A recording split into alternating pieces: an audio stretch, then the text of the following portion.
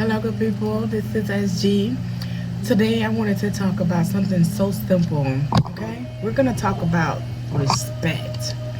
And if we actually paid attention to the level of respect that a person has for us at the beginning, instead of making excuses on why they act the way that they act or why they do what they do, we will actually see very early on that people aren't for us. We will be able to tell a person's character.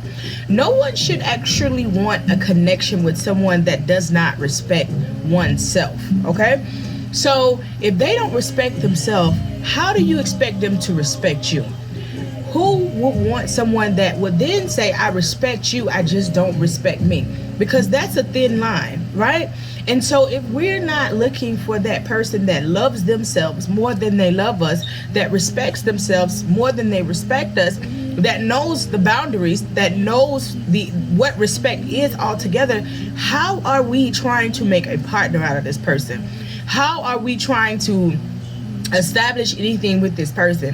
How are we in love with them in the bedroom? Or how are we in love with the way they dress? Or how are we in love with conversations when the simplest things that they show you, they're off balance when it comes to respect?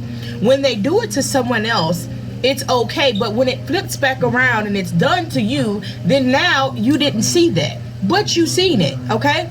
For me, my motto is, if you lie to them, you'll lie to me. If you do it to them, you'll do it to me. No one is exempt. I pay attention to character, okay? And so your character is going to be what it is. You're not going to convince me that I'm so amazing, that I'm so great, that I'm so this or I'm so that, and therefore you are doing these things for me, because guess what? The universe spins it back around, baby. It comes back around. So always pay attention to what a person is giving you. When it comes down to the simplicities of a person just answering their phone, do you know that a woman that a man respects, or a man that a woman respects, I don't care if he's skydiving, he gonna answer that phone. He can be at the funeral giving a eulogy. He gonna pause and say, hey, I'm in front of these people giving a eulogy, baby. Let me call you back. You know what I'm saying? The respect will be there if you set the bar, right? And so one thing that we have to know, and as I talk about it, we can't change nobody else.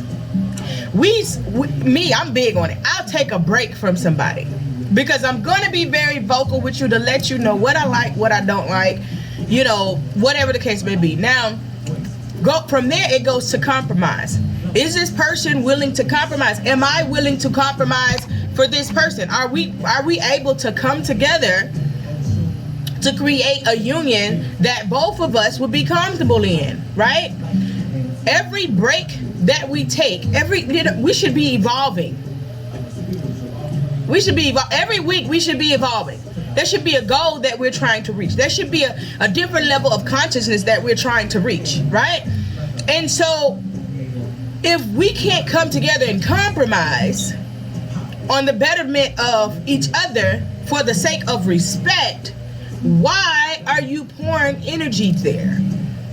That's a bottomless cup. There's nothing there. You're pouring something there in something that's just not going to be. Sometimes people self-sabotage a situation because it can be a good situation, but they may not be ready for it, or maybe it's too good for them and they know where this is going, so they're going to pump the brakes on this situation right now. Y'all see my shoulders in the frame, girl? That's that workout. But they can do it, but they don't want to do it, and then therefore they're self-sabotaging that. You have to allow people to be who they are and do what they do, and respect yourself enough to say, I'm not going to sit here for this. I'm not going to do this. I don't care how cool you are. Guess what? That spirit is saying there's somebody else out there. Because a lot of these lessons that we learning is self-love. How to love ourselves better. How to do better by self. How to put ourselves first. It's self-love. So when you love yourself enough, you're not going to allow the disrespect, right? And it doesn't mean that this person is a bad person. It just means that this person refuses to respect you. Guess what? You respect them and you leave them people where they at, okay? We got to stop repeating cycles that don't mean us any good. And when we sit back and we wonder like, oh man, why is everything going wrong at one time? It's because all of these things is what Spirit already told you need to walk away from, but you holding on to it because you choose to hold on to it. So therefore, Spirit is going to send old tornado through the mix of what's happening here until you finally pull it together. Until you finally say, okay, Spirit, you win. You win. I know what I'm supposed to do. I know I'm supposed to let this go and then do what Spirit is telling you to do. See, we have free will. And we're in control of our own destiny. Right. And we can control anything in our destiny other than the time we were born and the time that we leave. But along with that free will comes God said, I said what I said.